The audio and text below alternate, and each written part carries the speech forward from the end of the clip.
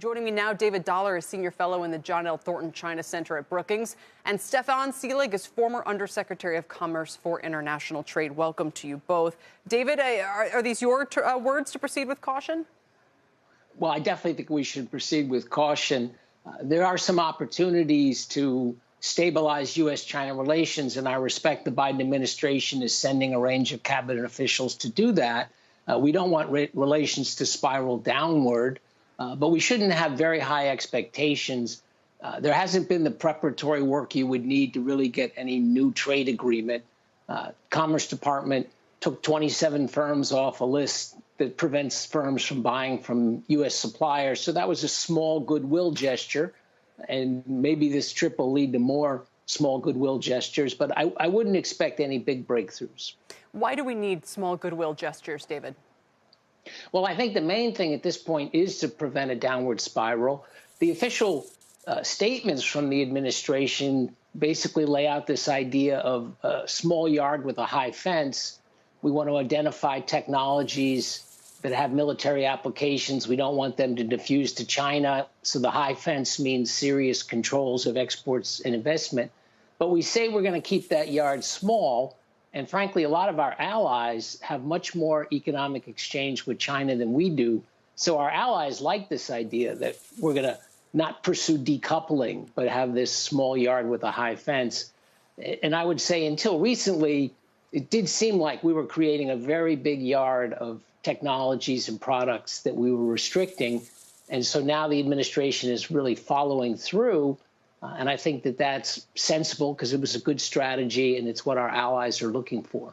So, Stefan, I'd be curious as well for your perspective on this as someone who made, many trips to China. What do you think the Commerce Secretary's trip is going to be all about? Or what's the significance for the business community?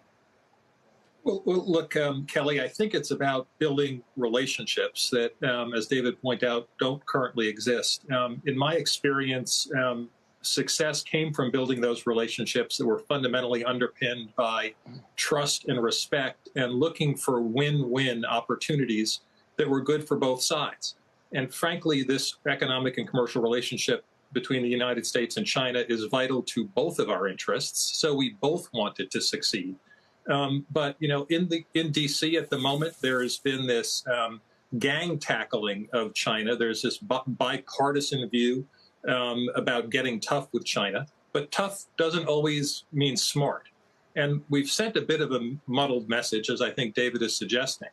And I think they need to understand that this is not about containing their development or the rise of their economy, but rather about protecting our national security interests and creating a level playing field for our companies and our investors. Do you think we should be distrustful of their intentions? And I'm speaking of the Chinese Communist Party here, Stefan. Well, look, they're not our friends, right? But, fierce competitors also need to cooperate where we have shared interests. And we have plenty of shared interests. And that, I think, is what this is about. It is not about, kumbaya moments, but it's about creating a dynamic and an environment where we are able to cooperate in the future. So do you think, David, that the administration is trying to signal that they've maybe implicitly and just to the business community that they're backing off a little bit and they don't want, as you said a moment ago, they don't really want a decoupling from China? Maybe they want Starbucks to have locations there and they want companies to have, is that what they want or they don't want? What is the message here? Well, it's easy to get confused because we have heard different things from different members of the administration over time. But I think more recently, you've got a pretty consistent message that this administration does want there to be business ties between the U.S. and China. I think an important part of Secretary Raimondo's trip will be meeting the U.S. business community. And I'm pretty sure, they're going to be pushing this idea that we really need to keep these restrictions on exports and investment. We should really keep them narrowly tailored because there are a lot of good business opportunities for American firms in China. And she'll be interested in what their specific complaints are. And is there some traction with the Chinese government to make progress on issues that we've been discussing for a long time?